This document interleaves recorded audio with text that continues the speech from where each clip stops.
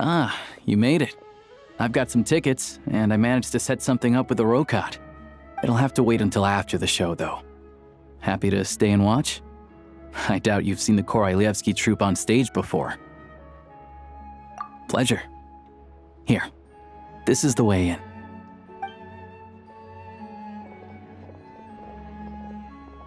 Please present yourself for a routine inspection in accordance with theater regulations. Thank you.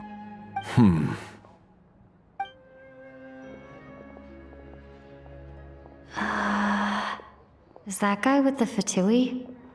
Looks like he's waiting for something. Okay, all done. Thank you for your cooperation.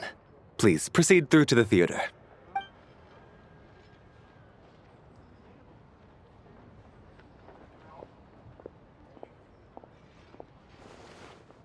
What's up? Everything okay?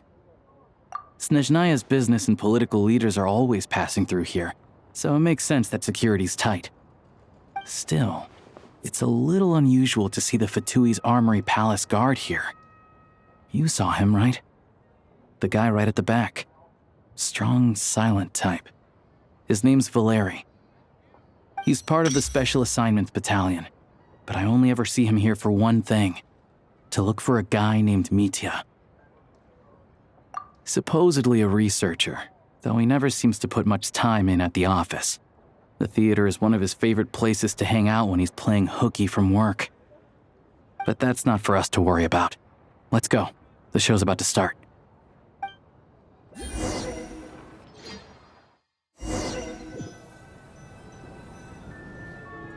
What do you think? Pretty impressive, huh?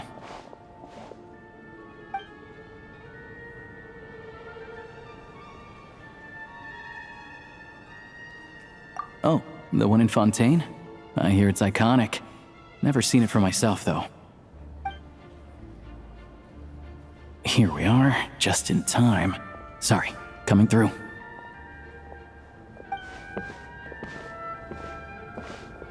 Ugh. If you're gonna show up late, keep your mouth shut.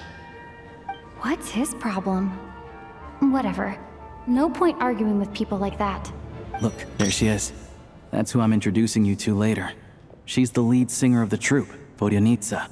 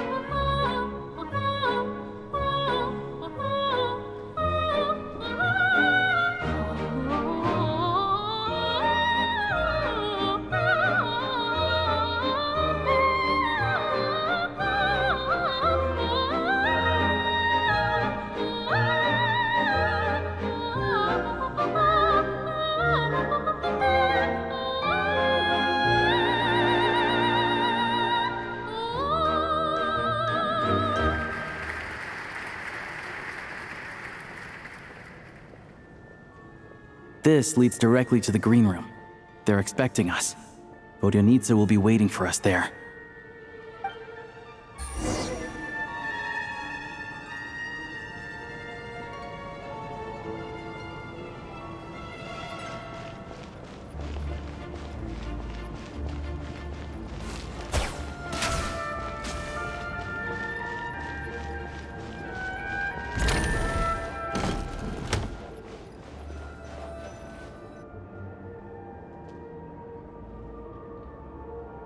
Hey there, excuse me. Can you believe it? I am so mad right now. Come in. Oh, it's you two. Huh? You know each other? Oh, wait. Is this who you were telling me about? The one you met yesterday and couldn't stop thinking about? I never said that. Yes, you did. Why are you denying it? It was right before I went on that rant about the moody factory owner. Oh, I remember it so clearly. Might I ask what brings you two here? Oh, I just brought her here to see the show. And when it finished, she was full of praise for Vodyanitsa's performance. So I thought I'd try my luck, see if we could get the chance to chat for a bit. Maybe get an autograph? You work here. You of all people ought to know that's against the rules. It's not what the green room is there for. Oh, what's the big deal? Come on, don't be shy. I can give you an autograph. You can take a picture too if you want. Do as you please. I finished all my shows for the day. I'll leave you to chat.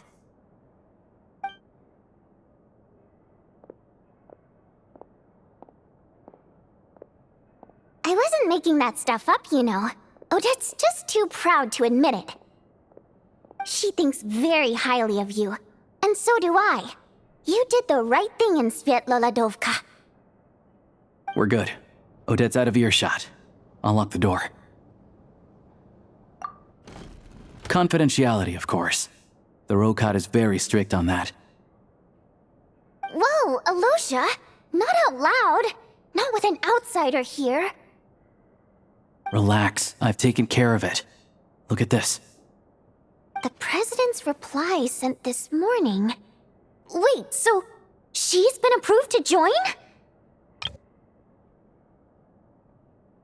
You told me last night that you wanted to get intel from the Rokot. Unfortunately, Rokot intel is only available to members. But ever since you set foot in Snežnaya, we've been working together. I've seen the way you work, your character, and your motives. Everything about you is perfectly in alignment with what we're trying to achieve in the Rokot. So I figured I might as well cut to the chase. I wrote a letter to the president explaining your situation, including just the right amount of detail. His approval came very quickly. Of course, it's still your decision whether you want to join or not. We'll respect your choice. Well, assuming Odette was telling the truth and she didn't misjudge you, I guess we don't need to worry about you blowing our cover. Still, you gave me a real fright. I didn't know that's why you came looking for me.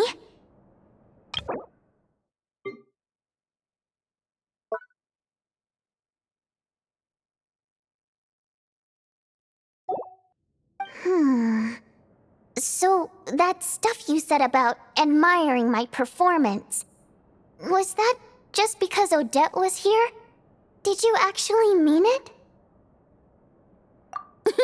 Now you're talking. That's what I like to hear. Anyway, let me give you a quick rundown of how things work. Like I said, the Rokot is a covert organization, and we hide our identities. Members typically don't meet in person or even know each other's identities. This helps us maintain a high level of independence and secrecy. Because of this, members are basically free to decide their methods without constraints, so long as the outcome of any activity doesn't violate the organization's principles. After all, we don't have any ostensible contact with each other. This way, if anything goes wrong, no one else will be implicated. Beyond the freedom to choose how you operate, it's also your choice whether to act at all. We have plenty of members who have yet to take any action. In short, joining the Rokot in and of itself won't place any restrictions on your activity in Snežnaya. There's a code of conduct you can read if it interests you. But basically, as long as you don't plan on using your anonymity to go around doing evil, you'll be fine. I tried reading it 5 or 6 times. Never made it all the way through. Even the most lackluster script makes for more interesting reading. Great. Then I'll go grab an official application form. Be right back.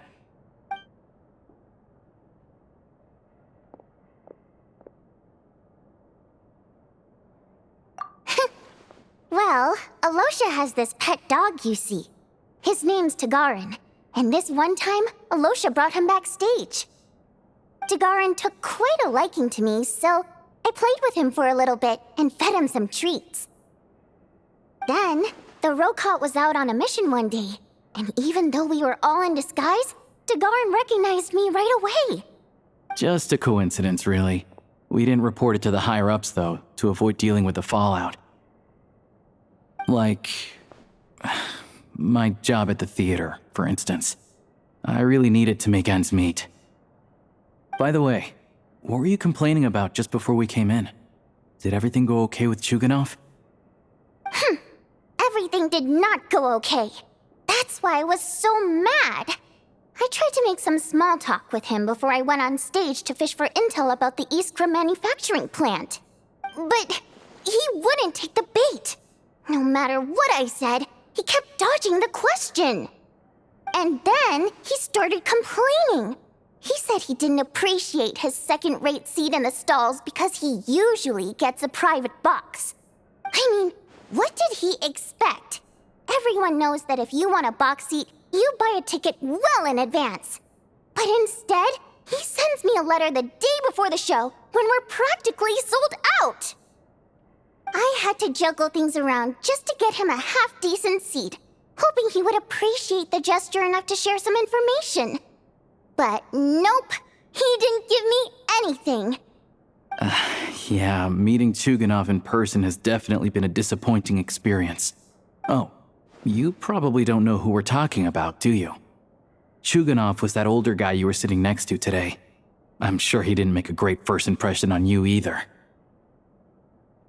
To the citizenry, he's a family man and a kind boss. But our interactions with him tell a very different story. It's one thing to ask for a favor, but he acts like it's his right. Take the ticket situation, for instance. I've actually gotten him a private box in the past. But not only was he not even grateful, now he's acting like I've sold him short this time. Not to mention that he's never paid for a single one of his tickets. And another thing, if he's such a big family man, why doesn't he bring his wife and daughter to see the show once in a while? I've never seen them here. Not— Calm down, Vodyanitsa. If you won't do it the easy way, we'll have to try the hard way. But first things first. Here's your application form. Go ahead and fill it out.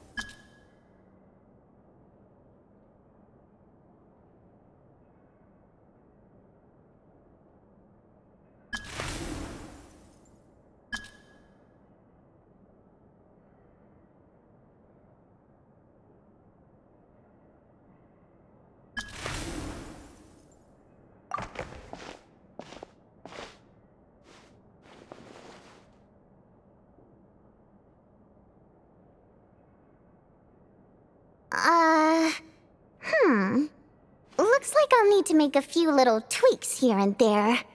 But other than that, you're good to go. We'll hold up. All right. Now that we're officially Rokot comrades, I can tell you. Chuganov is the target of our current operation. Recently, we've done some recon work at the Iskra manufacturing plant, which pretty much confirmed that their energy consumption is way beyond the legal limit. All we need now is some direct evidence to present to the Vetcha, so we can demand that they shut the plant down. That way, the Kresny Crystal can be allocated to where it's needed most. I was hoping he might let slip during one of our chats, but he's too tight-lipped. We'll have to find another way. I'm meeting another regular theater-goer tonight, Mitya. But Valeri's here too, and he's probably looking for Mitya, so he may end up being a no-show. Don't you worry. He must know how to dodge Valeri, or he wouldn't be showing up on time for every performance. Mitya is a renowned energy expert. Although we can't get any direct evidence of the excessive energy consumption at the plant, we can accidentally let the information slip to him. The authorities should take someone like him seriously. So if he starts raising questions about energy use at the Iskra manufacturing plant, there will be a proper investigation. Also, we're not allowed on site, but he has clearance. So all we need is his cooperation. Yeah, so that's the other thing we're trying to figure out. Though I think we're far less likely to make any progress on that front. Still, I hear that Mitya is a bit of a chatterbox. So, who knows? Maybe if we catch him in the right mood, he'll let something slip. What do you think? Sound like something worth your time? Okay, in that case, you guys find a seat somewhere nearby. Pretend you're a couple of buddies there to eat, and keep your ears peeled for useful information. He's a huge fan, so I doubt he'll have his guard up around me. But you two need to be convincing. If he suspects anything at all, he might stop talking. Sure. Don't worry.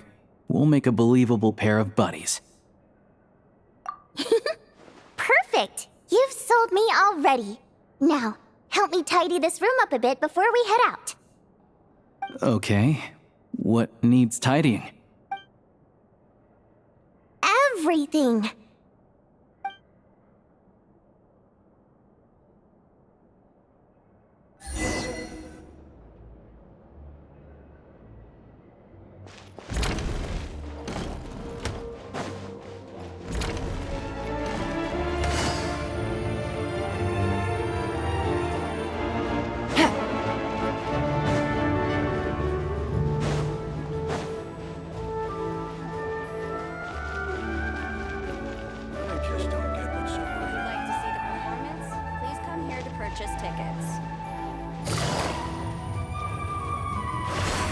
Take it easy.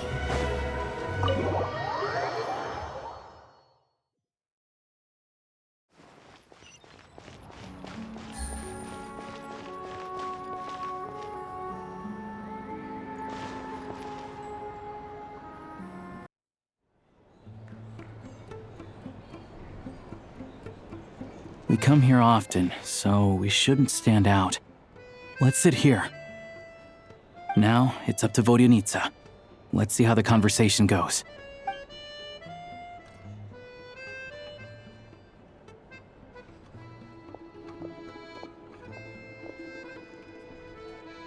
Mr. Mitya! Over here! Over here!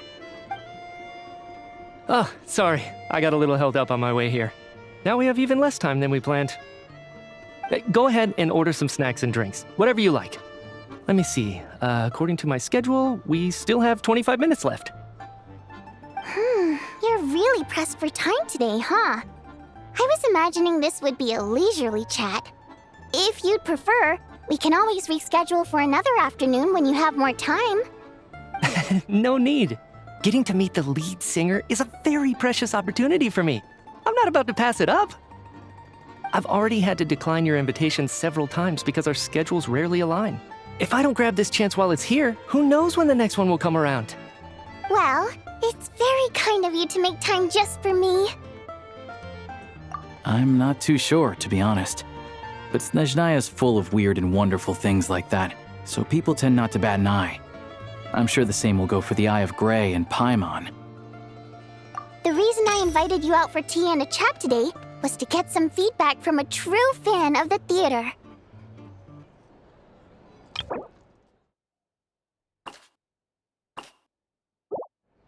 Well, I genuinely have nothing bad to say. No matter how many times I hear you sing, it never gets old. It always seems fresh and new somehow. Maybe it's because the more times I listen, the more details I notice. Or maybe you simply improve with every performance, delivering it better each time. Thank you! I'm delighted to hear that!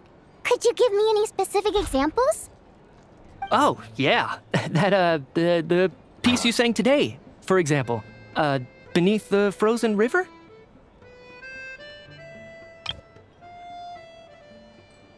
Hey, what's with you? I'm just praising a good performance. I always used to find that such a bleak and lonely song.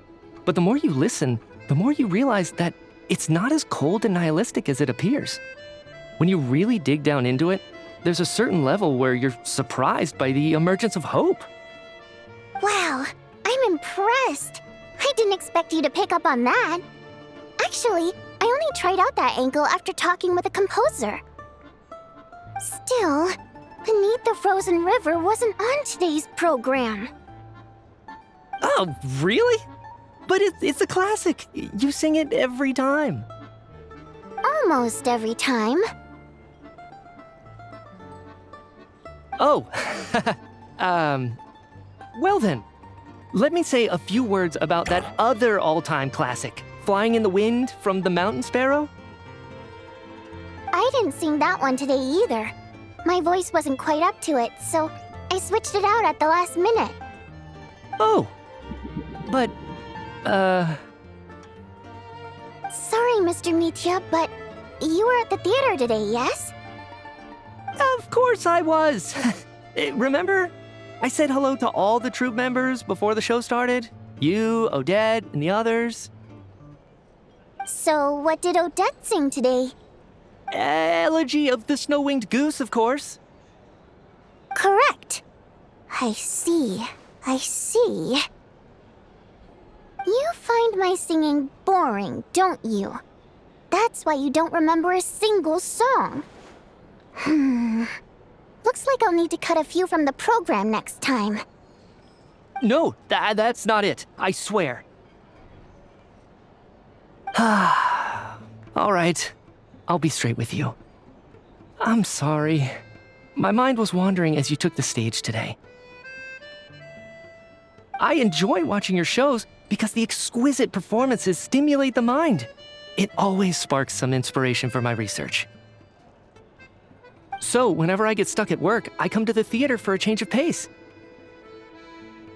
Odette's dance during the Elegy of the Snow-Winged Goose today was simply incredible.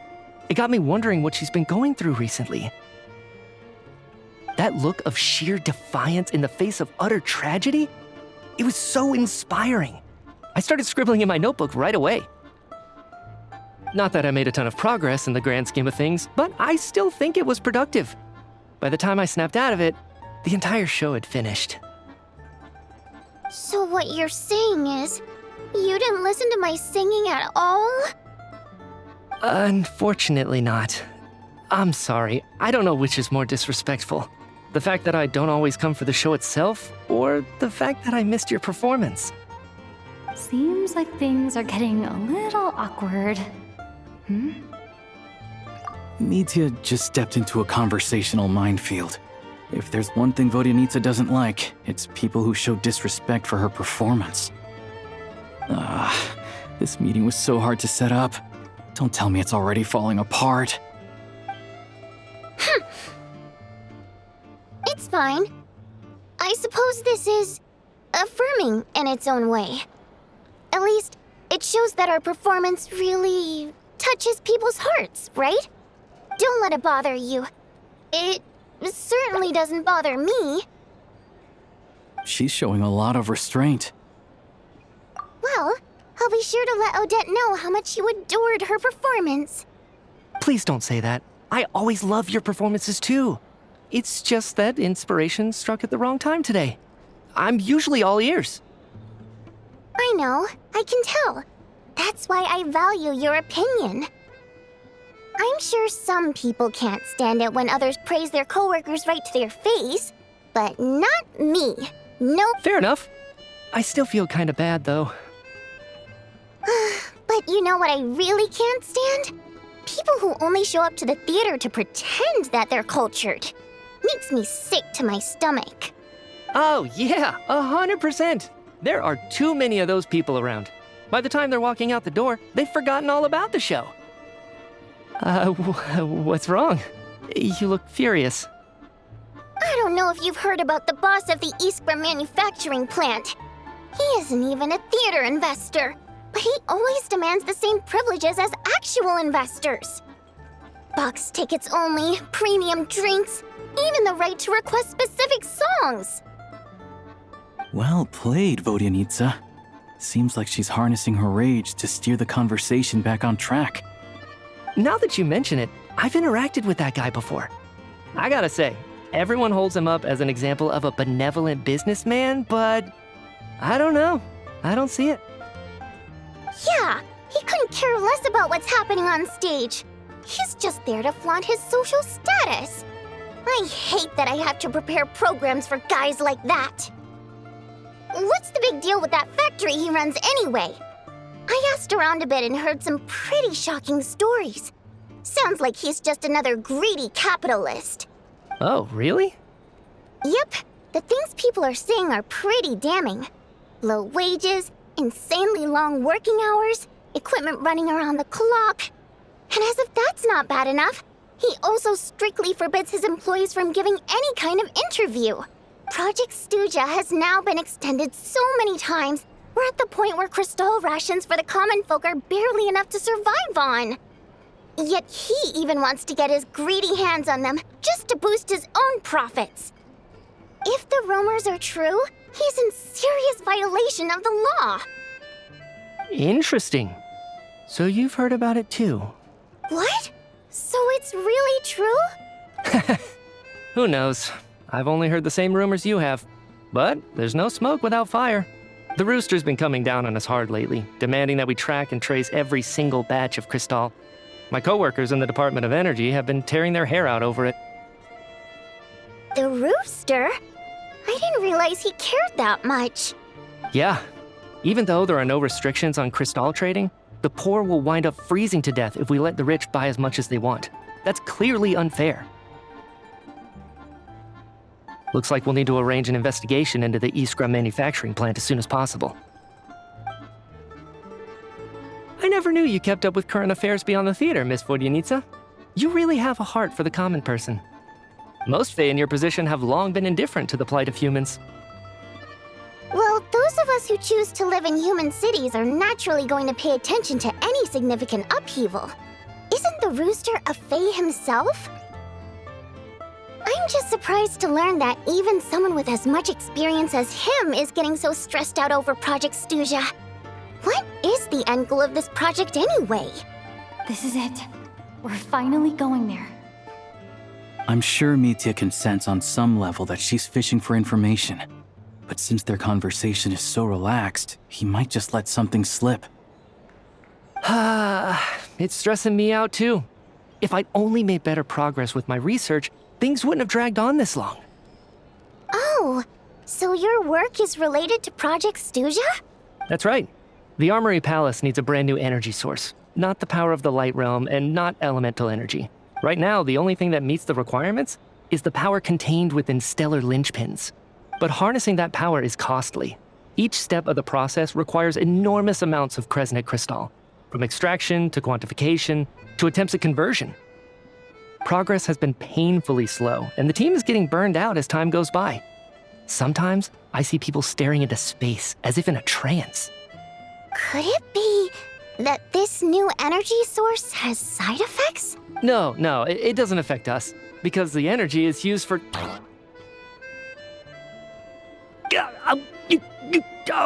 Okay, I got it. Stop choking me. Sorry, I can't talk about that. I think we're all just exhausted. We've been working ourselves to the bone for so long with so little progress to show for it. It's no wonder people are struggling to stay motivated. Seems like I owe you an apology. I shouldn't have gotten so mad at you for not paying attention during the show. Don't worry about it. I count myself lucky, to be honest. I don't envy the people who work closely with the Tsaritsa herself. I'd much rather be in my current position. At least I don't have to shoulder any major responsibilities. So they're trying to develop a completely new kind of energy. Yeah, censored by a scarf. Who would have thought? Oh, dear. It looks like my time is up. I'm afraid I have to leave. I'm so sorry. We ended up barely talking about the theater. That's okay. It was a pleasure chatting with you, really. Let's make up for it next time. Yeah, hopefully once the work pressure eases up a little, I'll be able to focus more on the performance, and then we'll have more to discuss. We touched on some confidential issues today. I'd be grateful if you could keep it between us. That could have gone worse. Nice job. Why was Mitya in such a hurry to leave, though? Sorry, routine inspection.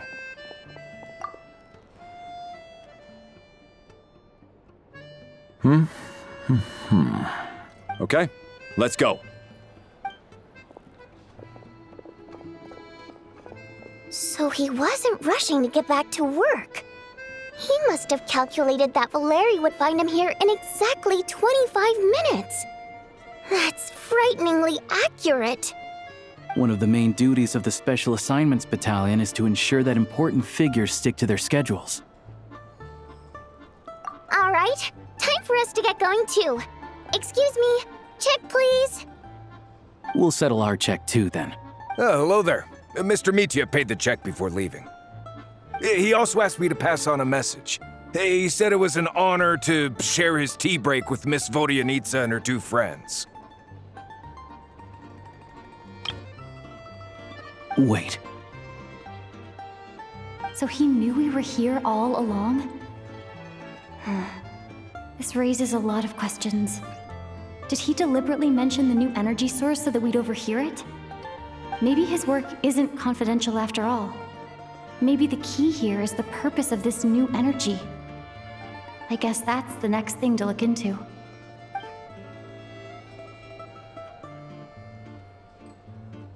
Vodyanitsa and Alosha have both left. Time to head back and call it a day.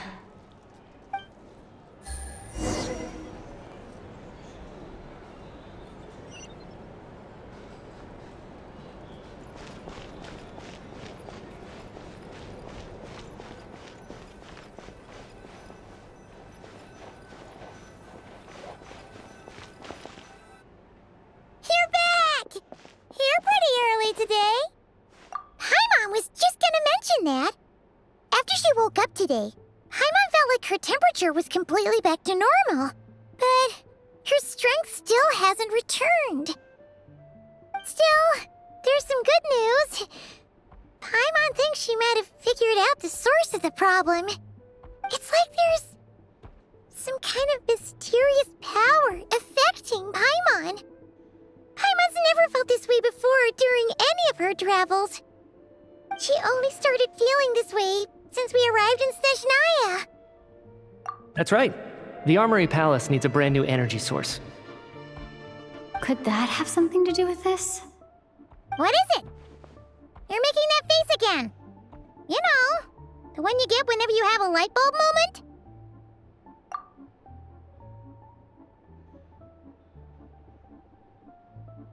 So, they're trying to develop a new energy source here? And you think that might be why Paimon's feeling unwell? Well, Mitya denied that the energy they're researching has any side effects. Although, he did say that people working on the project have been having issues with their concentration and short-term memory. And even so, those are completely different symptoms from Paimon's. It's pretty faint, so it's kind of hard to tell. But if anything, it seems like it's coming from roughly the same direction as the Armory Palace. Sure, Paimon's with you there. But how, though? The Rokat only has a limited amount of intel. Oh, great point! They argue about Project Stuja every day. If we could sit in on one of their sessions, we might pick up some new leads. Good idea! Oh yeah, while you were out, Paimon tried all the yummiest looking desserts in the Potvoria restaurant. This one seemed right up your alley. So, Paimon saved some for you. Come try it once you finish writing your letter.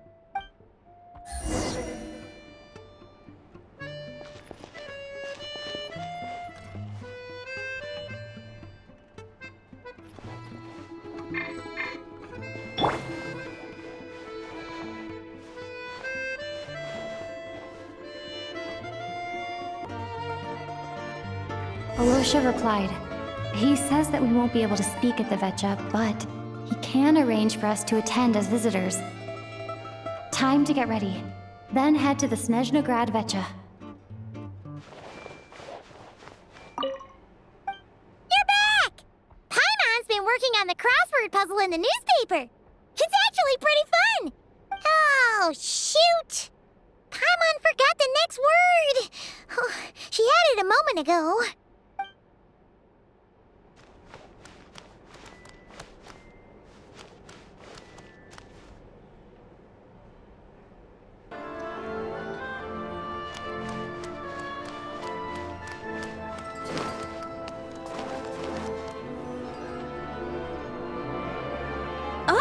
Miss Vodyanitsa, prima donna of the Korolievsky troupe. What a surprise meeting you here! Will you be sitting in on a session of the Vetcha? Sorry, I'm not taking interviews today. Oh good, you're here. The session's about to begin. Let's get inside. Please wait, Miss Vodyanitsa. Could you introduce me to your new friend?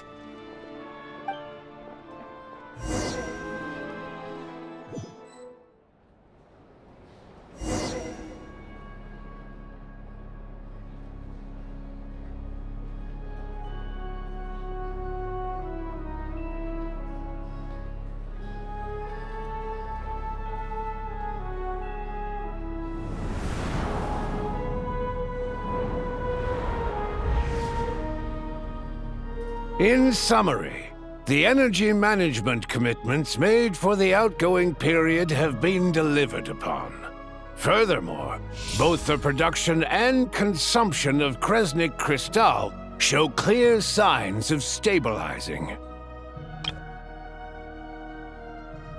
The relevant agencies have assessed the present circumstances and determined that the status quo can be sustained until the next period.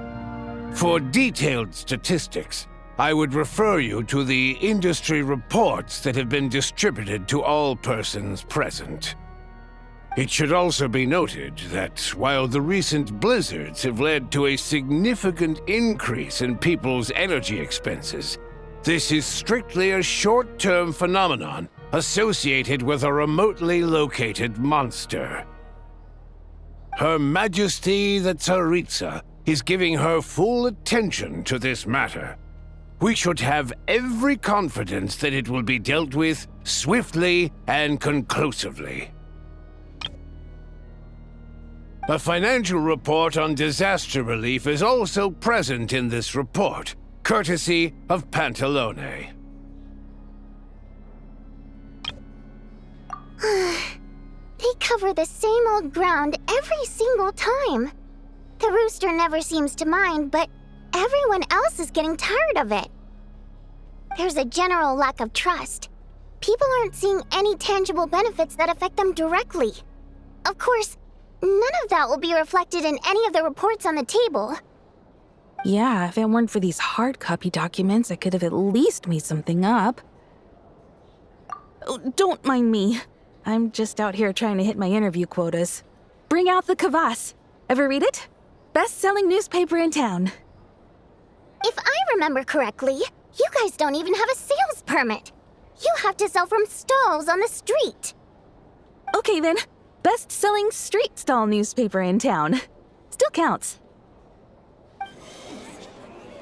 Order! We will now open the floor to the representatives.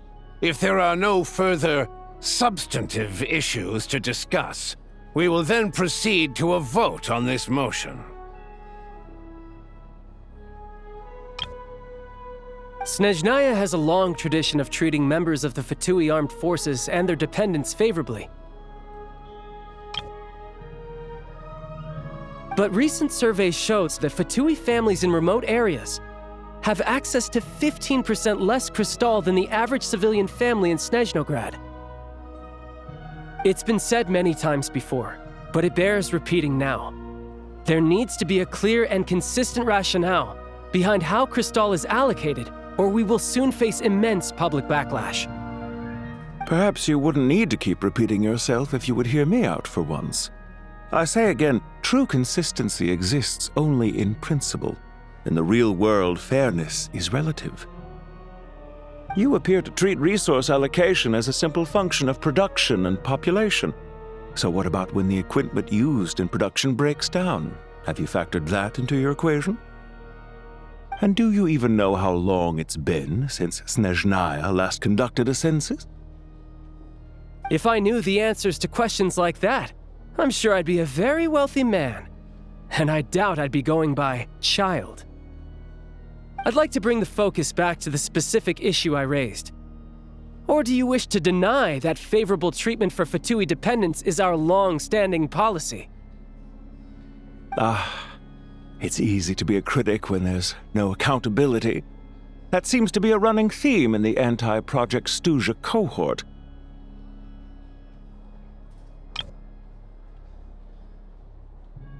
Defeat the ringleader and all other problems will magically resolve themselves. That's what they seem to think. But in case you aren't aware, not one jot in my report would change whether Project Stuja continues or not. So you have no intention whatsoever of finding a solution to this problem? On the contrary, I'm the only one here who ever brings solutions. Child opened by speaking up for the armed forces. Regrator struck back with style and a war of words ensued. Our reporter was live on the scene to get the audience's reaction as it all unfolded. Who do you support?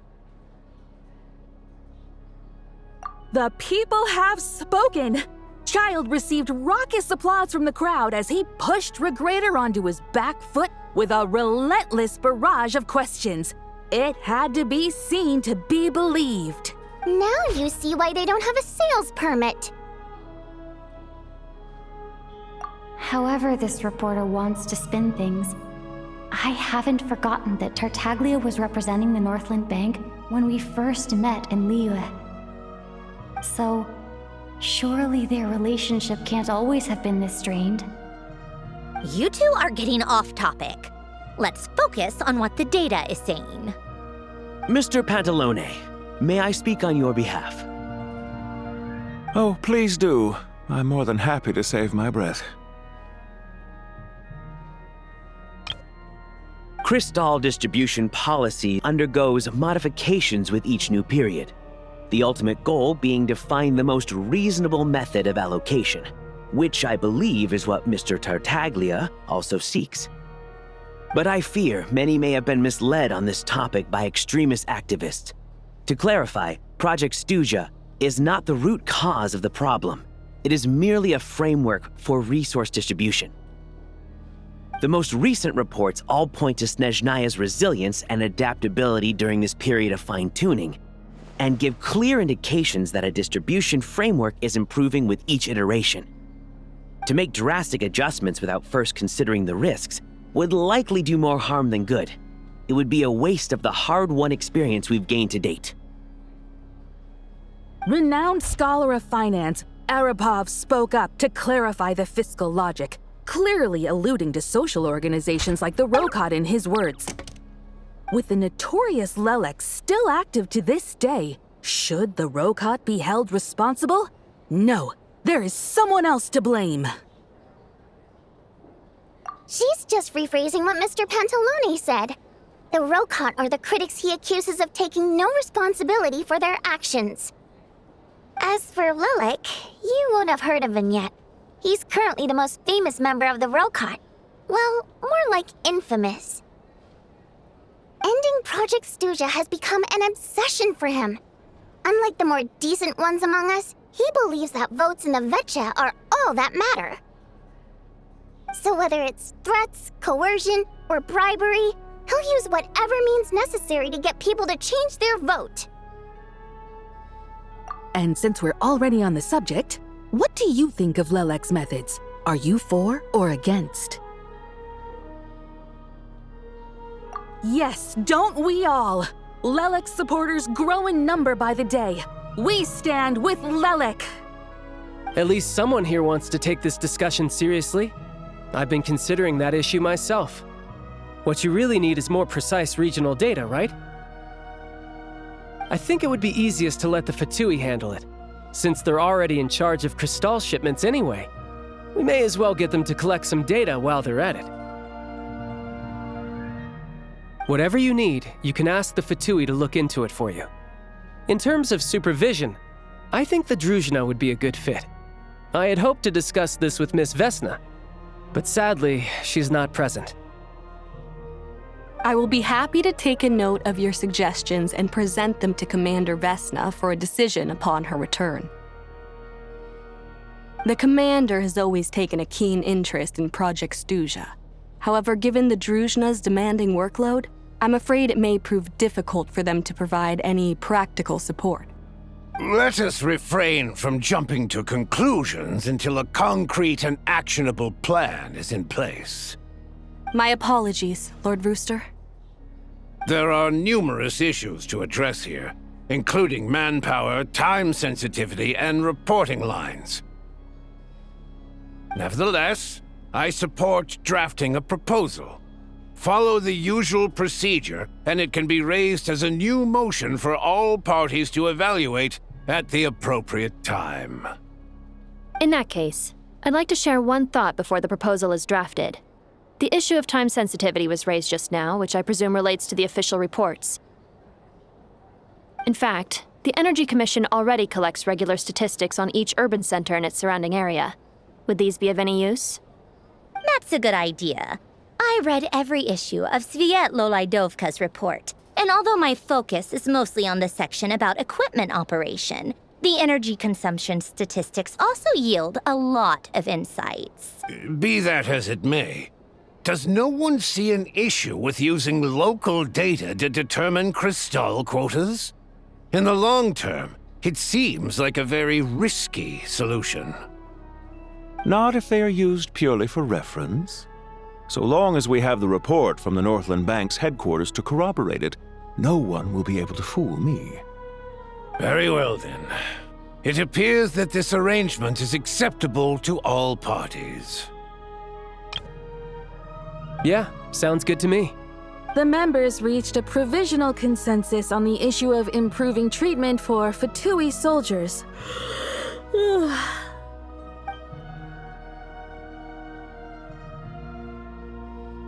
Today, the prima donna of the Korylevsky troupe attended a session of the Snežnograd Vecha in the company of a most charming young lady. The question on all our minds is, what is the true nature of their relationship?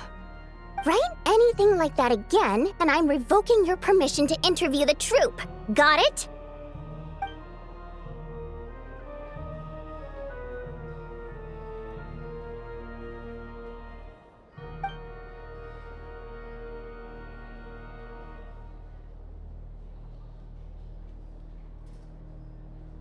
Now then, if there are no further contributions from those present, we shall proceed to the final vote. Hey, check it out! What made him vote against? Why now?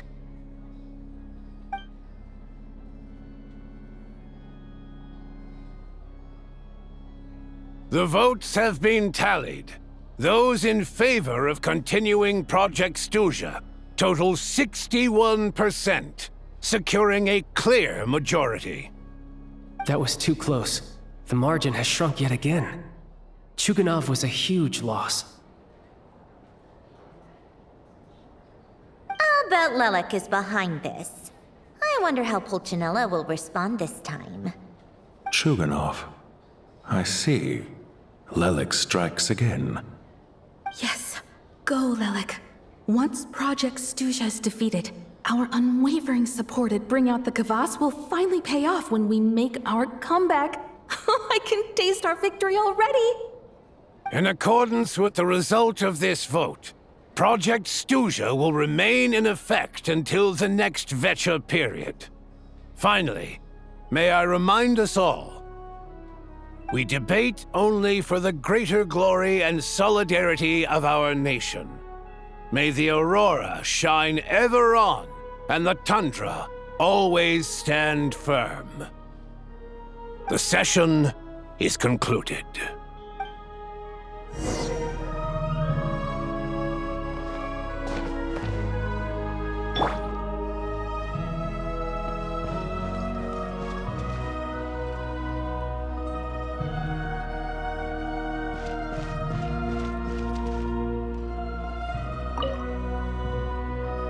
have to say, I really wasn't expecting Chukhanov to vote against Project Stusha. Well, in principle, Snezhnaya's business and political elites ought to be the ones least likely to oppose it. As we heard, Project Stusha is basically just a resource distribution framework that requires everyone to cut back during the winter. But even if the policy got cancelled, the Tsaritsa's energy needs wouldn't suddenly go down. The extra demand from the public would have to be filled from somewhere. So logically, the factories would have to take the hit. I got a letter from Mr. Mitya just before today's session. He said he's confirmed that there are issues around overtime and excessive energy consumption at the Iskra manufacturing plant. In a situation like this, once the Rooster receives the report, he'll order the factory to halt production and submit to an investigation before issuing a penalty. But that's a week-long process, and thus didn't make it onto the Vetcha agenda this time. I don't think he suspects anything so far. Exactly. And as you know, he's a very selfish person. I was originally gonna try and flip him after he received notice of the official sanctions. My plan was to convince him that the whole thing was completely unfair. Rather than just sit back and take the hit while his factory stopped production, he'd be better off voting to end Project Stusha. At least that way, no one else would be able to make any money either, because all the factories would suddenly have more limited energy to work with. But now, he's already voted against it, which means someone must have used more forceful means to change his vote, just like with everyone else who flipped. Yeah, no one knows why Lilac is so obsessed with ending Project Stusha, but by the looks of it, he's inching closer and closer to success. Lilac must have strong motivations, given how he'll stop at nothing to achieve his goal. Maybe my next step should be to focus on him. Oh, right. What are your plans for the rest of the day? Shall we head out? Hey, comrade. I noticed you were here during the debate. I didn't take you for a political enthusiast. Greetings, Harbingers. I just happened to have some free time today, and my new friend here thought it might be fun to check out the Vetcha. Ah, Odette must have introduced you. Looks like you two are getting along pretty well. I'll leave you to catch up. I should head back to the troop. Sure. Break a leg and all that.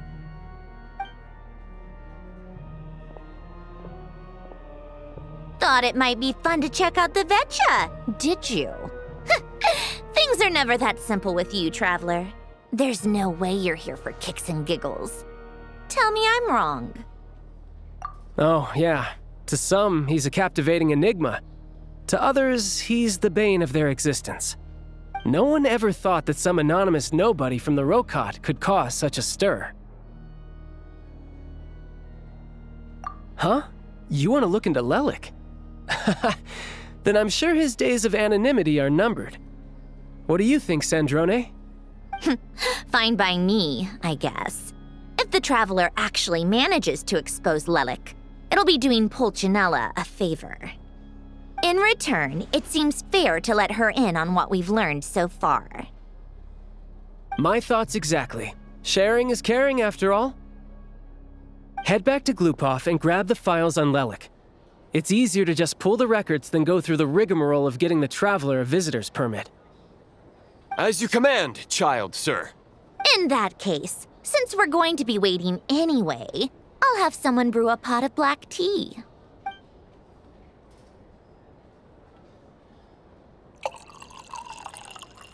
One common thread among the many incidents Lelik has been involved in is that the victims are all too scared to share any real information about him.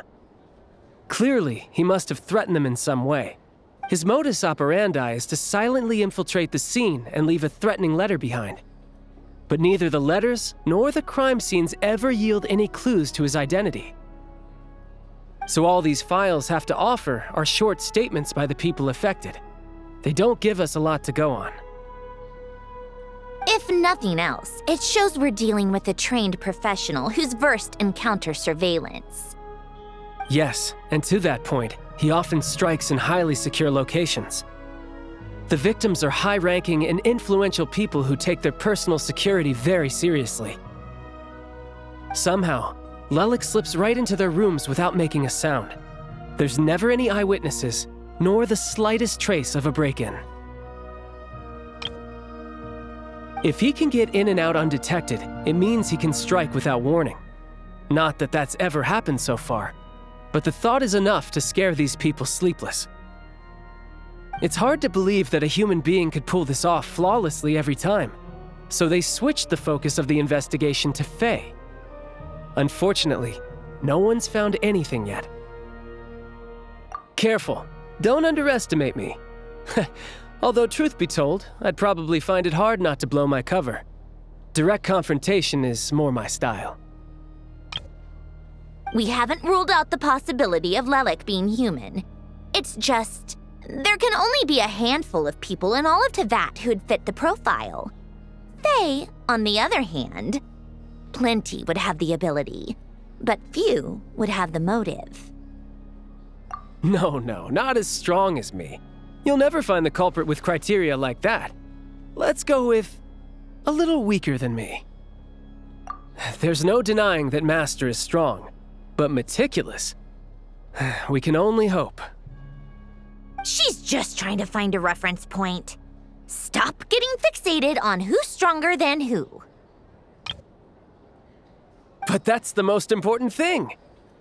In my opinion, anyway.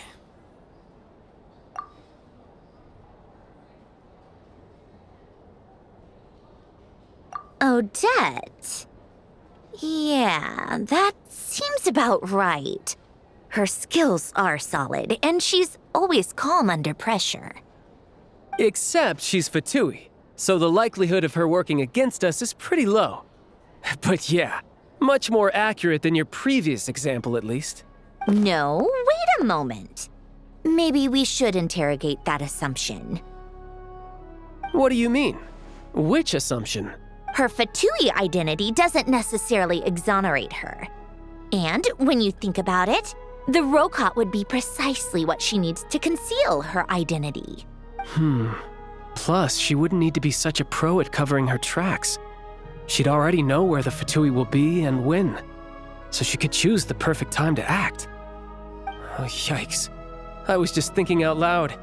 Why is this starting to sound like such a convincing theory? Still, what reason could Odette possibly have for trying to call off Project Stuzha? Arlecchino would be the best person to ask.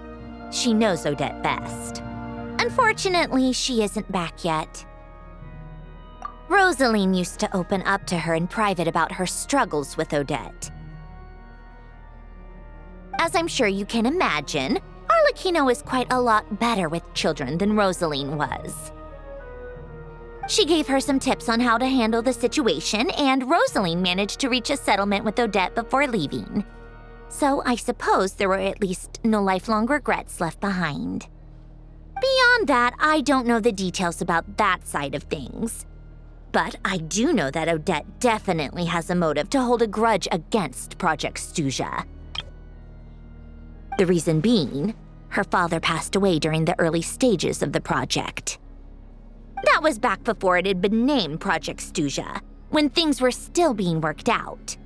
But in essence, it's remained the same ever since.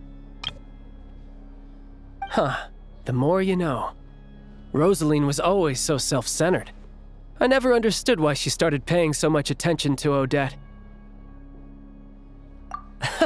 Is that such a surprise? If you cast your mind back, you may remember that Rosaline and I weren't exactly close. We had tea together a few times, but that was about it. Odette's past is no secret. Her father was a fatus and her mother was a very famous ballerina. On the surface, it looks like she followed right in her parents' footsteps. But the truth is quite a different story. After her father passed away on a mission, her mother was overcome with grief. She broke her leg during a performance and could never dance again. Odette was only interested in ballet at the time, but this tragedy left the family with both breadwinners gone. They could barely make ends meet. Per Capitano's policy, family members of Fatui who died in the line of duty had to be appropriately accommodated and provided with adequate assistance. So, regardless of how Rosaline may have felt about it, it fell to her to resolve the issue of Odette's family's livelihood. In the end, the solution they agreed upon was to have Odette join the Fatui. Right, because the alternative would have been a one-off compensation payment, I guess. In that sense, joining up was definitely the better option. Still, she must have had mixed feelings about it, right? If she doesn't even like the Fatui. It's just a theory, a possibility. But as a motive for Odette to become Lelik, it holds up. That said, I have no idea where Odette's head is at right now, or what her conflict with Rosaline was about.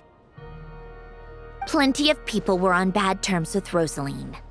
I have no intention of trying to figure it all out. Yes, but there's not much point in discussing that now.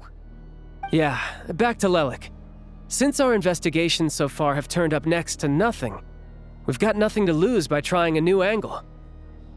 Funnily enough, Tonya and I had actually made plans to go to the theater tomorrow to watch Odette's rehearsal. Unfortunately, thanks to this Lelik situation, I'll be stuck working overtime again. Which means you can go in my place. No point wasting the ticket, plus you'll get to meet Tonya. Spirit Seeker. Quite the classic ballet.